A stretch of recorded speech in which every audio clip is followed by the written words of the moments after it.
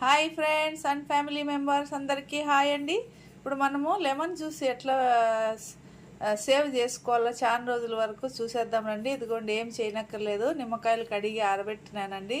ఇప్పుడు కట్ చేసి జ్యూస్ పిండుకున్నాము. పిండుకొని ఒక బాటిల్లో పెట్టుకుంటే 3 నెలల వరకు కూడా పాడవదండి జ్యూసు.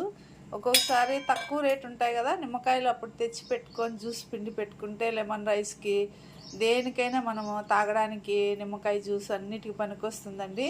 ఇప్పుడు లెమన్ పిండి ఎత్తి పెట్టుకునేద్దాం రండి, చూసేద్దాం రండి.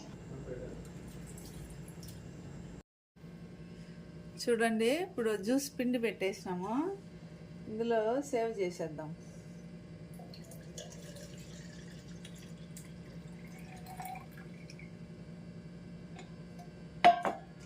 ఎత్తి పెట్టేద్దాము.